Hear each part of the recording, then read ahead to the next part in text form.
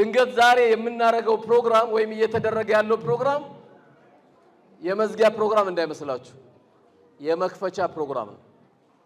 መድረሳ አይዘጋም።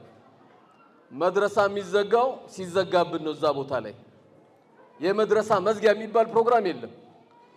መድረሳ ከሌለ ህይወት የለም።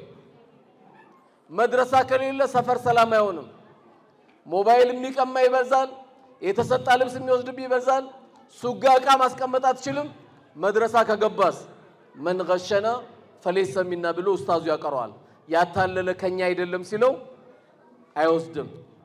አባቱ አጠገብ እዚህ ደርሻለሁ ብሎ በሞባይል ቢዋሽ አራባዬ አልኪዝቡል ሐራም ወለው ካነ ቀሊል ብሎ ደግሞ ለአባቱ ይነግራል። ትንሽም ብትሆን አትዋሹ። ይሄ ሁሉ የት ነው የሚያገኘው? መድረሳ ላይ ነው። ለመድረሳ ገንዘባችሁን አይደለም፣ ለመድረሳ አደራ ምላችሁ አባቶች ህይወታችሁን ስጡ። ድንገት አይታወቅም።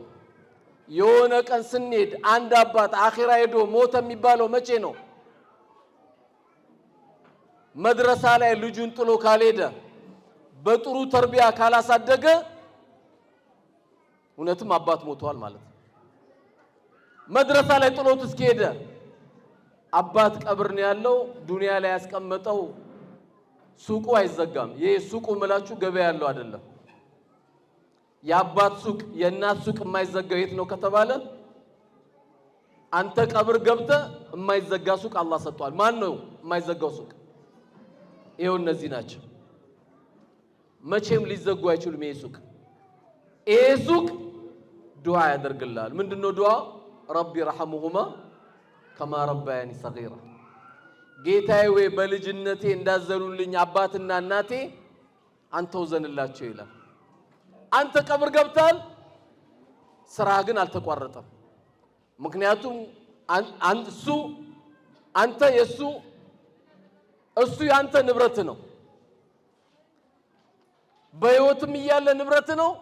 ስትሞትም የሚያደርግልህ ማንኛውም ኸይር ስራ ይቀጥልልሃል። መውለድ ከተባለ በእንደዚህ አይነት ካላሳደጉ እንትናኮ ማሻአላህ 7 ልጅ እኮ ወለደ፣ እንትናኮ ማሻአላህ 9 እኮ ልጆች ይባላል። በተርቢያ ካላደገ 9 ክብሪት ማለት ነው። 9 ክብሪት። ድንገት አባታቸው መንገድ ላይ እንዲያወራ ሁሉ ሊያረጉት ይችላሉ። አላህ ይጠብቀን። በተርቢያ ካላሳደገ የልጅ መብዛቱ አይደለም ቁም ነገሩ፣ ማሳደጉ፣ ማብላቱ፣ ተርቢያ ላይ መከታተሉ፣ ዲን ላይ ክትትል ማረጉን ካልቀጠልን እየከሰርን ነው ማለት ነው።